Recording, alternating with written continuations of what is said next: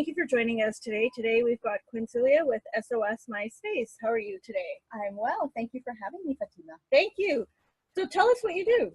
I am a professional organizer. Okay. I help people to get their homes decluttered and organized, and work with also small business professionals to get their home businesses or their home offices organized as well. Perfect. So what does that exactly look like? Well, it looks like an overwhelmed, stressed out person at wit's end calling me to say they need help. They need to be SOS.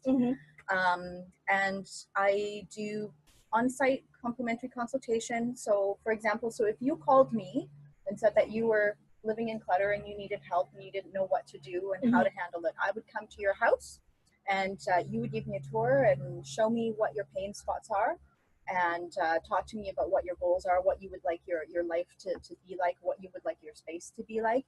And I would help you to go from being stressed out to being really happy with your space and being able to live a really organized life. Perfect. So do you have any clients that you are like your favorite that you can share without giving any details or anything like that? Sure, I've got a few favorites. One in particular, she called me, again, like I said, feeling really frustrated with her whole entire house. She had been on disability and had planned on going back to work, and before heading back to work, wanted to just make sure that her house was cleaned up and decluttered and just working really efficiently, so that when she was back at work, she knew that her house was set up in such a way that her family, her kids, her husband, herself would be able to just move through life really seamlessly, because they knew that the physical aspect was done. So it's an ongoing process with her and her family. And they've been doing some renovations, so we stopped the organizing process for a while, but in speaking with her while they're doing the renos, what I'm learning is that she has been incorporating the things that she's learned from me into what they're doing with the whole family and renovating. And now her kids are also trying to incorporate some of those same practices in their own rooms. So I'm really finding that it's not just impacting this one woman, it's impacting her whole family's life for the better. So that really makes me happy. Perfect. So from the sounds of it, it sounds like you don't just work with an individual, you work with a collective, whether it's a company or whether it is a family unit. You work with everyone that's involved. Is that correct? Yes, absolutely. Perfect. Because the way you live your life impacts everybody else around you. So I mean, if you're living by yourself and you're in a 1-bedroom apartment and that, and we work within that space, clearing that clutter and getting you organized also clears your space, your headspace and your energy. So when you go out into your workspace and into social environments, you're carrying that cleared energy with you too, which then affects all the people around you in a wonderful way. Perfect. So how did you come up with SOS MySpace? That's a pretty cool name. Thank you. It was a journey. There is a doodle pad at home with many possible company names and words and ideas that are crossed off because somebody else thought of it already. But SOS MySpace was born because I wanted my company to really express and project the idea of positivity and of support. So SOS stands for Simplified Organized Support. And I would encourage people to take a close look at my logo as well, because it does encompass the idea of that circular support, and the Morse code is in there as well. Yeah, that's kind of cool how you played that. Use that as well. It's like basically help, I need help. Yes, exactly. Help, I need help. And when I come to you, we're going to simplify the steps because you're already overwhelmed. So we're not going to make it difficult. And yes, through the whole process, you'll get organized. But you'll do it in a supportive way. And my background being from education and working with young children, with special needs and their families, my specialty really is in empathizing and listening to you and really figuring out what's not working for you and how you want to make it work, and then really bridging the gap with all the little pieces in between. So that's what I do. I'm not a drill sergeant. I'm not going to make you get rid of things that are special to you. We'll take the time and go through and see what certain items mean to you, and work through whether it's time to gift it to someone else or to keep it because it is incredibly special. And then we find a way to honor that in your home.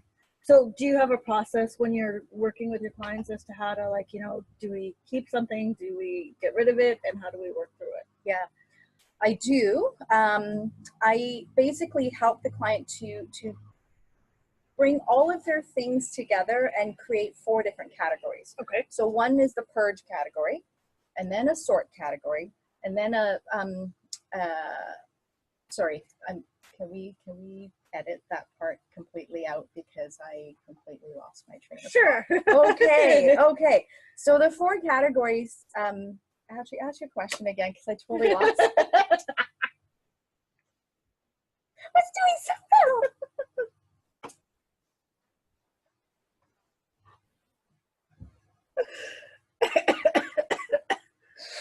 All right. It's a good day. It's a very good Started day. with Christmas. Christmas in October. Okay. There's something about process.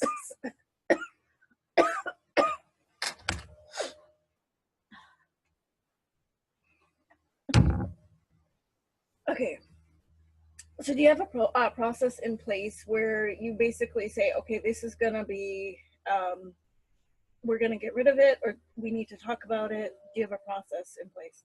Yeah, so we talk about what you're going to keep, what you're going to recycle, what you're going to donate, and you know, what you might be able to even sell. Okay. And so it really does take time. Some of my clients, you know, have held on to sentimental items, and so, you know, they come to me and they say, I don't want to get rid of this because this is special, and we take the time to talk about why something is special, and then we also take the time to talk about what role that particular item now has in your life. And oftentimes it's through that conversation that the client comes to a decision on their own to actually say, actually, you know what, you're right. That item or that picture frame or that particular gift was incredibly special to me at the time that so-and-so gave it to me. Yeah. And you know, I'm ready to let that go because I've been able to talk about it. I've been able to think back and reminisce on those memories. And I know those memories will always be with me, even though this item is now released and you know, someone else gets to enjoy it too. And that's the other piece too, is just spreading the love, right? The sentimental items or the things that you're collecting, whether it be, you know, you have 5 staplers or whether you've got 10 packs of paper that you will never use. It's about encouraging you to spread the love and allow somebody else to make good use of that particular item. Have you ever encouraged your clients to say, take a picture of what it is that's so special to them, but yet, you know at one point from the outside perspective that you do need to let it go and all that? Yeah. A classic example of that is your children's artwork or schoolwork. Over the years, those things can really build up, right? And you can end up with totes and totes and boxes full of your kids' artwork and report cards and all of those things. And they take up a lot of space. So I do encourage people to photograph and digitally archive those and let go of the physical pieces. Now, there might be some things that are incredibly special. So I say, if it's that special, why is it sitting in a box in your attic or in your basement? Frame it, or find a way to honor and value that particular piece of artwork, whether it be framing it, putting it in your children's bedroom, in the family room, but definitely finding ways to digitally archive is a great way to do it.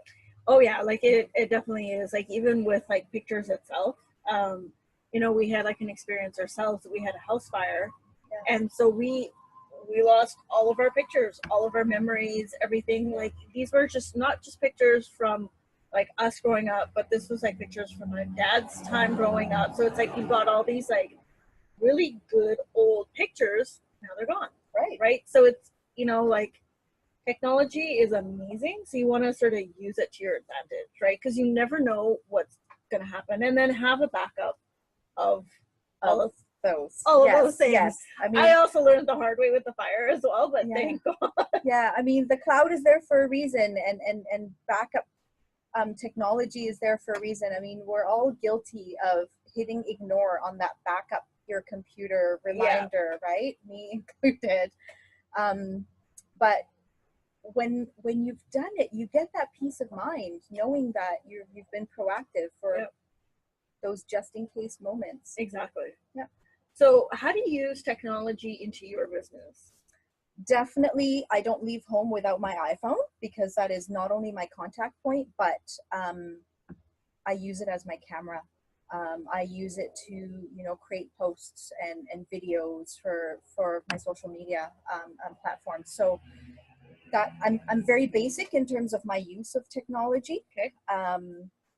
Because I want to spend my time doing a lot of other things. Exactly. And when I'm interested, I'll make use of things like iMovie, for example, to create a little bit more of a special movie to post on Facebook or whatnot. Yeah, I just try not to spend a whole lot of time myself with technology. There are other experts out there, so Exactly. So I look to the experts Yeah. around me to do some of those things that I might not be as good at. So then what platforms do you use? I am on Facebook as well as Instagram. Okay. Yeah. Those are good platforms. Have you thought of Pinterest as well? I have been thinking of Pinterest, and a few people have actually been encouraging me to use Pinterest. So I'm on this limbo struggle with it, that, you know, one, will I end up spending so much time on Pinterest that I'm actually not spending time working on my business and in my business? Will it be all time consuming? Because I know that Facebook and Instagram do take some of my time, and a lot of up here this time as well, because I'm constantly looking for opportunities to be able to share about my day or about my work. Mm-hmm. And so then Pinterest will be another added piece. So I'm thinking about it, but I haven't done it yet. So with Pinterest, I mean, with any other social media platform, you want to set yourself a timer, right? Right.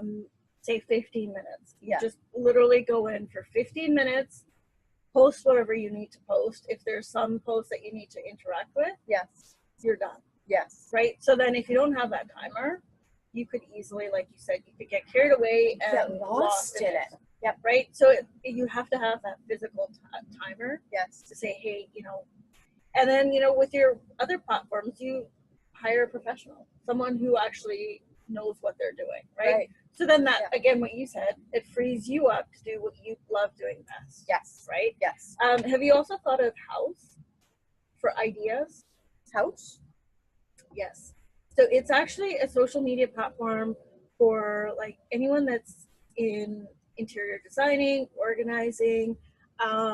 Basically, you can get ideas as to how to create like a room, like how to design the room. Okay, that's a new one to me, so I'll have to look that up. It's a good one. Sounds very intriguing. So it's sort of like Pinterest, but you're not really posting stuff on it unless you've got like an actual bricks and mortar location. Okay. So like say you had a furniture store, you would want to post on it. But someone for yourself, it's like, hey, I can get inspiration from this. Right. Yeah. Okay. I'll have to check that out. You can also use that as a tool to work with your clients to say, hey, you know, this is what I saw on House. This is, you know, you can also use Pinterest that way too. Yes, absolutely. Get your clients to go on and say, okay, find me like 5 different locations that, you know, speak to you. Yes. And we'll work with you so that towards that. Yeah. Yeah. Yeah. Because a lot of people, they don't know what they want. And so then my job is to help guide them towards that and to show them some ideas of what could work in their space. Yeah. So how did you get into SOS organizing? I've always been interested in organizing. If I'm buying a purse, it's got to have lots of pockets in it because I need to organize my contents. My drawers always have those little organizers in them. So I love it when everything has a home and when I have a place for all of the things. Mm-hmm. And so when I had quit my job last year. I was working at a community college, working a very busy corporate senior management job. And when I stepped away from that, I was doing a lot of reflecting of what I wanted to do and how I wanted to contribute to life in general. And I missed working with people. I missed helping to make a difference in someone's life. Okay. So a friend of mine actually recommended the professional organizing industry. Honestly, I was unfamiliar with it. It was the first time I had heard of it. But when I started to do my research and started to talk to professional organizers in the Vancouver area, I really realized that it resonated with my values and my interests and how I wanted to impact people's lives. So then I just kind of jumped into it and I'm not looking back. Perfect. That's kind of cool. Yeah. So how long have you been doing organizing for? Professional organizing just this year. Excellent. So this is a brand new business, brand new venture. I'm learning a lot about being an entrepreneur and loving it. There's a lot to learn, definitely, about all the marketing aspects. It's one thing to run a business that's already established as an employee, but it's another to create your own and figure out how to make your vision jump across to to express to others what you want to do. So what makes you unique? And why would someone come work with you? I am unique because I'm fun and I like to do the happy dance. I have purple hair. Maybe you can't see. I think what makes me unique is my education background and having held certificates and diplomas in educating from 0 to 100. So I have a really wide range of reach in terms of how I adjust myself to fit the different clients that may come into my life. And if it's a client that has children in the home, then my background also helps really to bring that empathy and that understanding and even the learning and development of how to create a space that is appropriate for children. And if the children are in the home while I'm there working as well, then I'm that professional in the home that knows how to interact with the children while they're in the space that we're working in. So who's your ideal client? My ideal client is one who, first of all, is ready to do the work, because decluttering and organizing it's physically, mentally, and emotionally exhausting. So you have to, first of all, be ready to accept the help. It's not easy. I'm not a drill sergeant, but I will gently nudge you and gently ask those prodding questions to really get you thinking about your space and what you choose to keep around you. Yes. Perfect. So do you work with realtors or mortgage brokers? Yes, realtors are a great connection for me. Because they're going into someone's home and really wanting to make the best of that listing for their client. And there are some cases where a client's house may not be in the greatest condition. There's a lot of clutter, a lot of mess. And the realtor's role is to maintain a really good, solid relationship with their client. And so, they might not want to have that difficult conversation with the client to say, your house isn't ready to be listed yet because you've got some mess to clear up. But if realtors can say, hey, you know what, I've got a professional photographer that I'm going to bring in and photograph your place. I have a professional organizer that's also going to come in and help you to get this place decluttered and organized.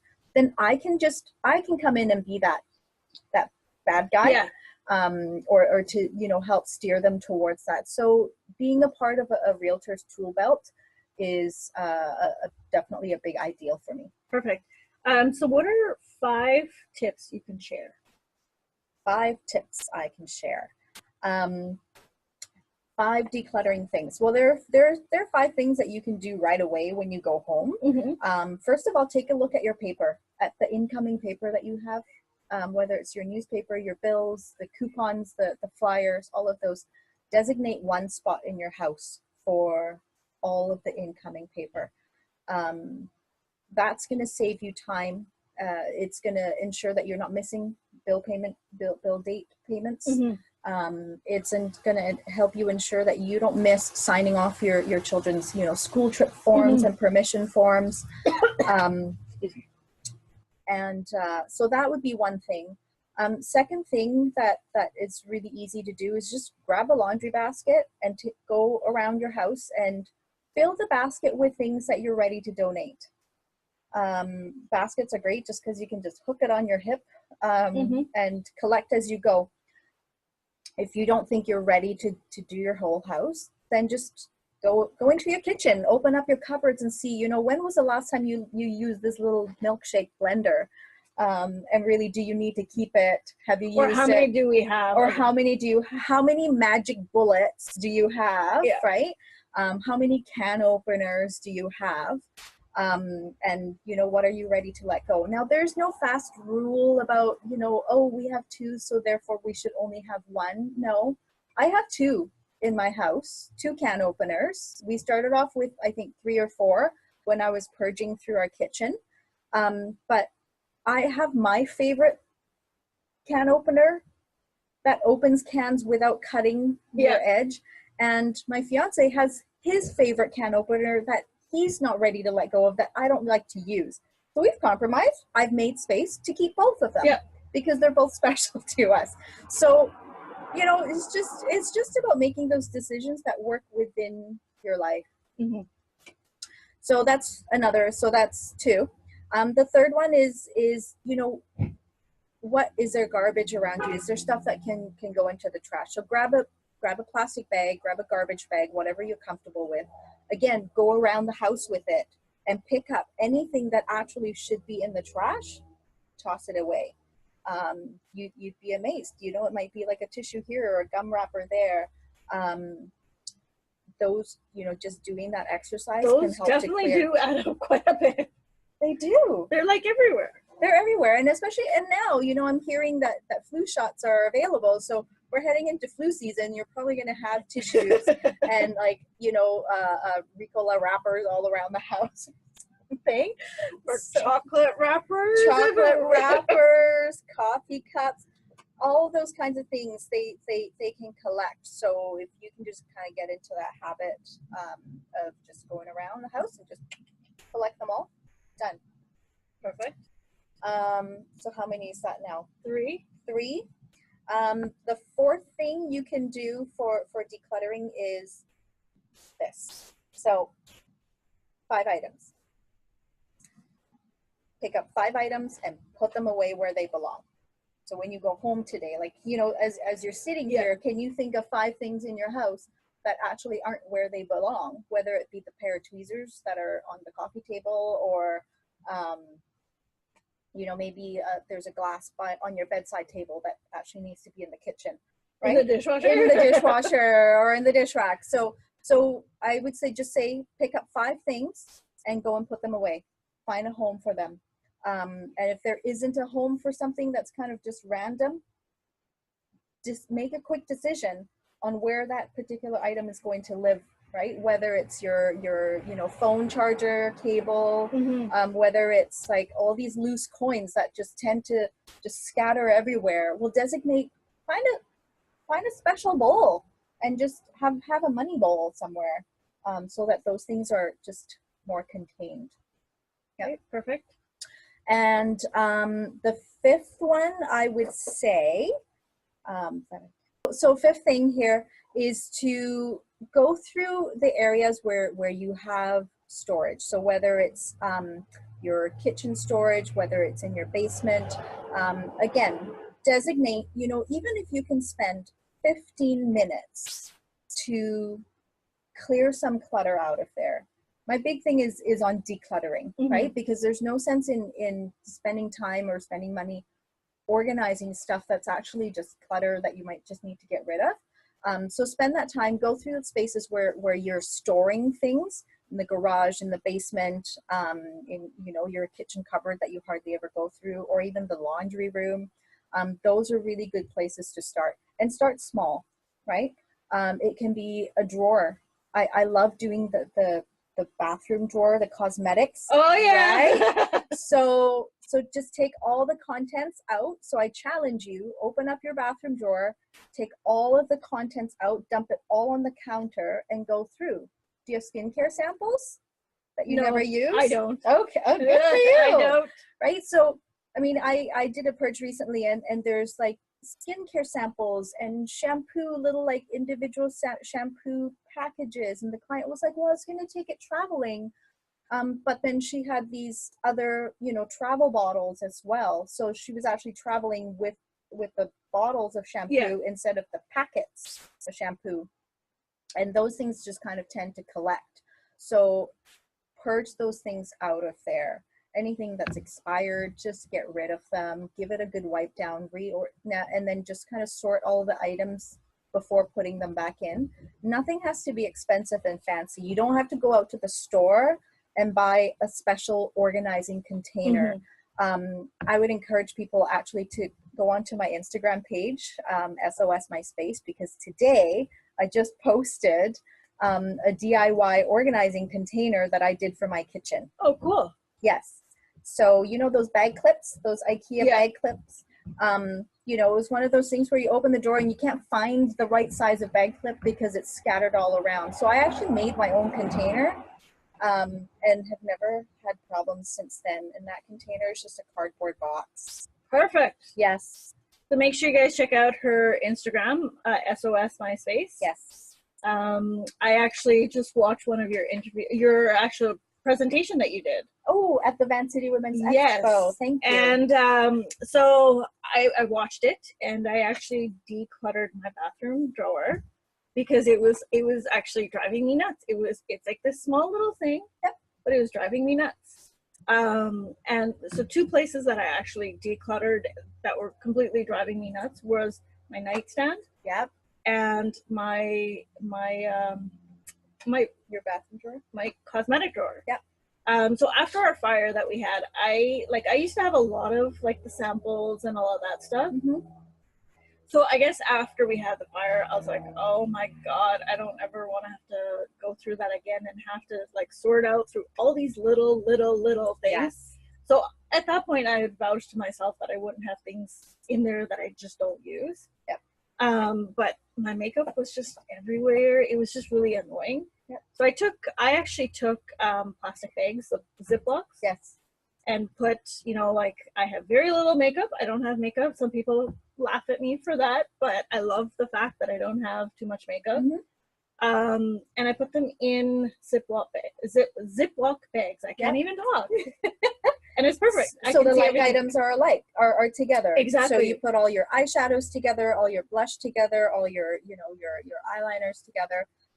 Another thing I like to do, or I've done for myself, is, you know, yes, you might have 10 lipsticks or 15 eyeshadows, but are there key items that you use every single day? Yeah. Probably, right? We have, you know, might be the same blush, the mascara, the foundation. Those things are your key staple items. I put those separately on their own in that makeup drawer. So yeah, you know, it depends on how much it makes getting ready in the morning go so much faster because your space is set up to follow your routine. Exactly. Yeah. Yeah. And how about clearing your nightstand? Did you find that you actually went to bed feeling more peaceful? Usually yes, but because I've got everything sort of on my bed right now, because I'm sorting everything out. Yep. I'm not really sleeping in my room. Yeah. So I'm like, okay, like I know it's nice and clean, which is I love the feeling when it's nice and clean and organized and everything's got its place because I can see my stuff. Yeah. Usually, you know, like after a long day at work, I'll just come home, take my jewelry off and put it there. It's like I'm notorious for that. Right. On your nightstand. On my nightstand. And then I'm like, oh, where did this go? Or where did this go? And I'm trying to find it. I can't find it. So like you said, yeah, it needs a home. It's got a home. Designate a home. It does have a home for it. So if your nightstand is typically where you tend to drop your jewelry, then make that the home. But give your jewelry specific containers or boxes on your nightstand. Or do you have a drawer? I have a drawer that I just space in there. I have it's all nice and organized, but it's just me being lazy and like, okay, here we go, I'm done. Yeah, it's definitely about creating habits. And you know, once you find that click point, it won't feel like effort anymore. Yeah. It'll just become a part of your routine. Because you've made it somehow, you find that magic spot or that click point where it flows seamlessly for your day.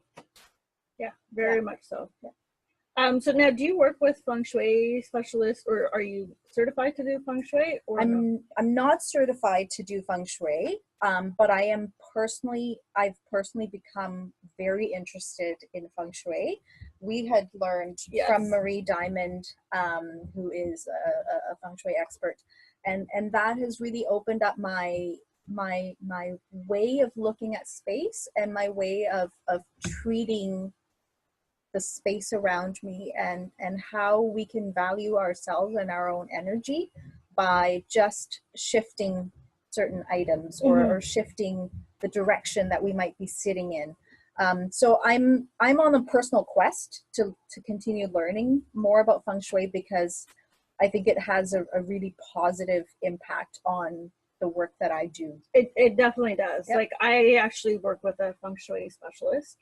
And I could definitely see changes with like little shifts. You can see changes. Absolutely. It's huge. Yeah. You know, like you said, like sitting one direction could be like the worst direction for you, but changing around and sitting like 30 degrees over makes a world of a difference. Yep. Yep. Well, before our last business event, my home office desk was facing the wall. And after that event, I've shifted things around, and I'm more open to the space around me. My home office is on one end of my kitchen. Okay. So it's, you know, not ideal, but I was able to shift around the space and move things around me that just made created a more creative mindset, actually, and made me more open to opportunities. And actually things have changed for me in my life. Different people are coming into my life that are bringing really amazing things into it. And is it because I made that shift? Is it because I moved my desk? Or is it because, you know, I've put flowers in a certain part or moved a plant somewhere? I believe that the energy flow changed. Yeah. Because and it's affected my mindset and just the way things come and go. Like you said, everything has energy, right? Yes. So like some things are meant to be certain places. We don't realize it. You just, you know, if you just shift it a little bit, like take plants, for example, right? If you have them, like say growing inside, you have them at one location and then you move them to another location, either they're going to flourish and grow like crazy, or they're just going to die. Right? Because it's the right amount of sunshine, the right amount of water, the right amount of, like, you know, everything has to be perfect for it to work. Absolutely. And it does a lot for your mindset too, because, you know, the way my office was set up before, everything was behind me. And the only thing I was looking at in front of me was my wall or the computer screen. So there was nothing that was generating any sort of creative juices up here. And now, you know, when I look up from my desk, I have my beautiful little jade plant right in front of me. When I come down the stairs, I see flowers, and it puts a smile on your face. And when you do that, it shifts all your energy, right? And it just makes you do better things. And when you do better things, you attract better things. So Law true. of attraction. Yep. So true. So do you actually give back to the community, and how do you do that? I do that in multiple ways. So in the springtime, I'm involved with Challenger Baseball. So it's a baseball league, local baseball leagues that are set up by the Blue Jays Foundation, or Jays Care Foundation, actually. And they fund these local baseball leagues, and they're for children who have disabilities between ages of 4 and 18. And they get to be a part of a team. They have a uniform, and they just, you know, everybody comes out and they have a good time. I don't know anything about baseball. Okay. I know nothing about baseball. I don't bat well. I probably don't even know all of the rules. But that's not even the focus. The focus is about bringing all the kids out and giving them a place to belong, and giving them an opportunity to make friends, have social opportunities, and the physical development, the confidence, the self-esteem, the families that are coming together. That's incredible. So I just started, just started participating in that this year, and it's something that I'm going to just keep carrying on. So soon enough, you'll be playing baseball then? Oh yeah. No, I'm just going to keep organizing. The other thing that I do as well is I work with Diabetes Canada. Okay. So when my clients have things to donate, I schedule pickups by Diabetes Canada. So they just come to the client's house. My clients don't have to worry about loading up their vehicle and doing, you know, the drop off. Yeah. So that's really, really great. There are other opportunities as well that I'm always kind of on the lookout for how I can give back. I'm also just started as of, what month are we in? We're in October. So as of October 1st, I started the reverse Advent calendar for the food bank. Kind of cool. Did you see that post? No, I didn't. Okay, so reverse Advent calendar. So I just grabbed an empty box, and every day I'm putting a food item or something that can be donated to the food bank. Okay. And before Christmas, it'll be donated, taken, you know, to the food bank. So it's not that, you know, oh, December 1st, I have to remember that when I go grocery shopping, I have to buy all these additional things. I'm just starting slow and adding small things in. So I'm actually, you know, it's a good way to go through your pantry, your toiletry items. You know, did someone gift you some soap and you're just not going to use it? Well, it can go into the food bank box because they can make use of it. So that's what I'm doing right now. Cool. Yes. So how can anyone else get involved with that? Do exactly the same thing. Contact your local food bank. You know, find out from them what their deadline might be for Christmas donations. And honestly, I mean, it can be done year round, right? It doesn't just have to be at Christmas time. So definitely, you know, contact your local food bank and just start that within your community. Perfect. I like that. So what would you tell your younger self if you had to go back 20 years? What would you tell yourself? To not doubt yourself, to not listen to any of the negative voices that you might be either feeding yourself or somebody else might be externally feeding you. Just really just that self-belief, the self-confidence, it's huge, because you can go really far, and it doesn't matter what you're doing, whether you're, you know, 4-year-old with Down syndrome on the baseball field, or whether you're a 41-year-old trying to start a business on your own. That self-belief is huge. And if you don't have those internal voices, then surround yourself with people who are incredibly supportive, who are encouraging, who are going to empower you and lift you up, and who are going to give you the help guide you and lead you to the resources that are actually going to help you further your life. Excellent. I like that. So what projects are you working on right now? Right now, I'm helping a I've got an entrepreneur who has a few things on the go, and is working towards getting her home office streamlined so that she's able to really focus her time on those businesses. Let me think. I've got actually a couple of entrepreneurs actually just recently come into my life, and I'm just, I haven't gone into their homes yet, but these are new projects. So I'll be, just going in and helping them to streamline their home in such a way that allows them to continue focusing on building their successful businesses. Cool. Yes. Do you have a routine that you follow in the morning? Yes. Would you like to share? Sure. Well, I think we've been introduced to the idea of always starting your morning with gratitude. Yeah.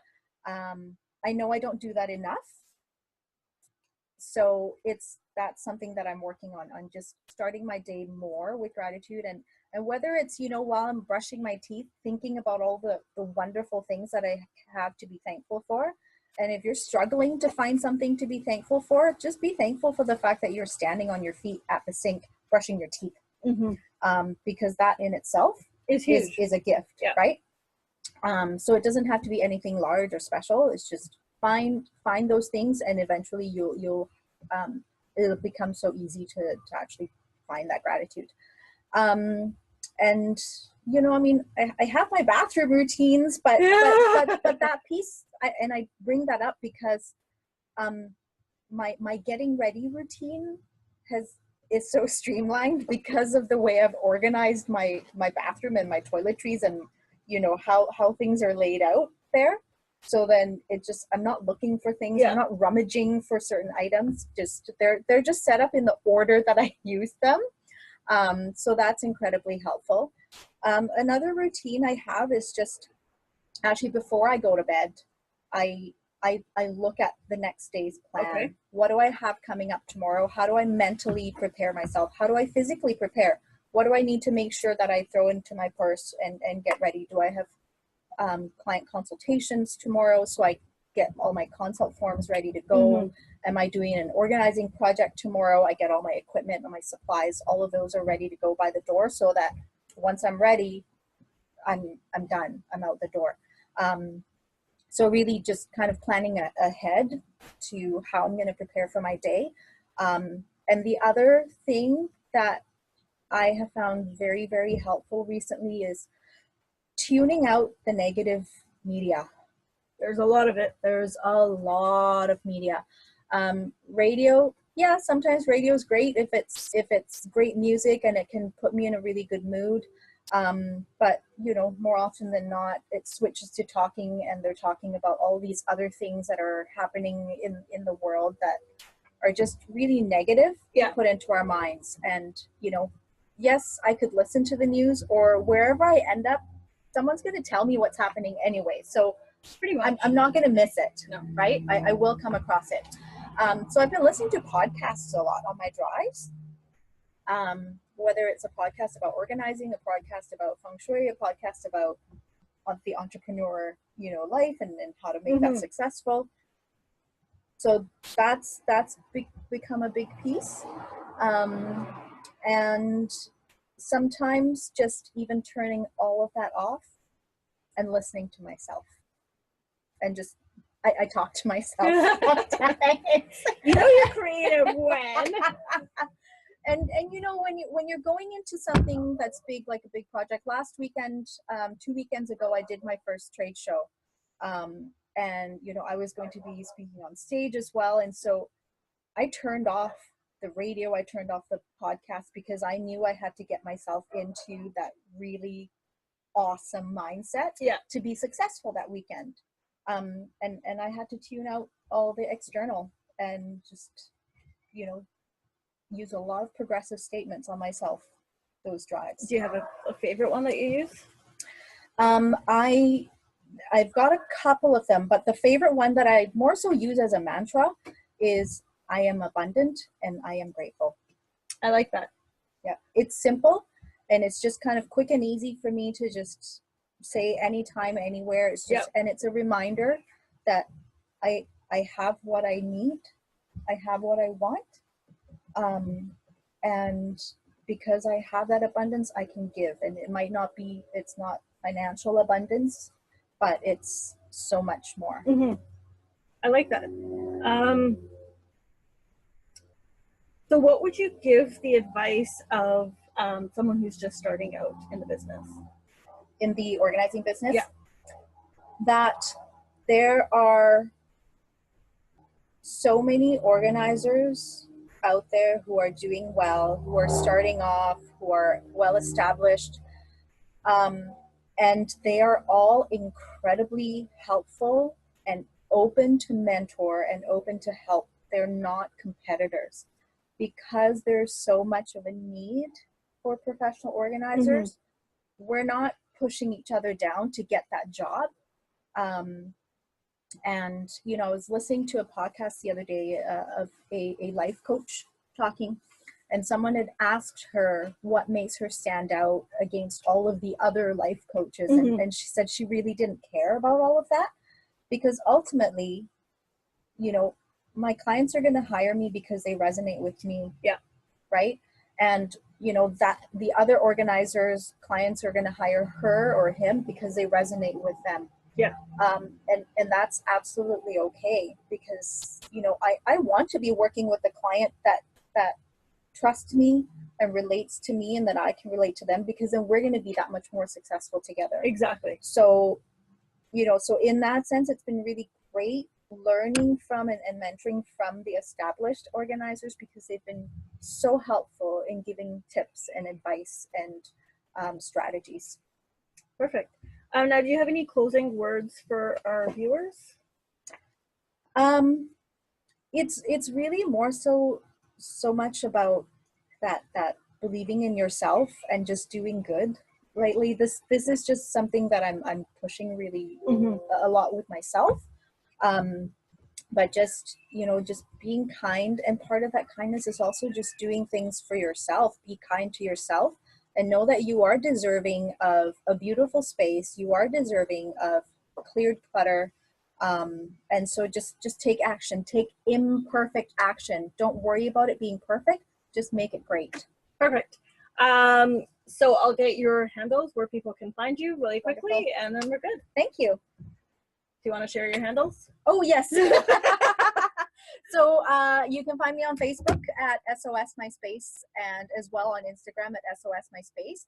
And my website is www.sosmyspace.com. Well, thank you very much for coming out, and we look forward to seeing you soon. You're welcome. Yay! I love you.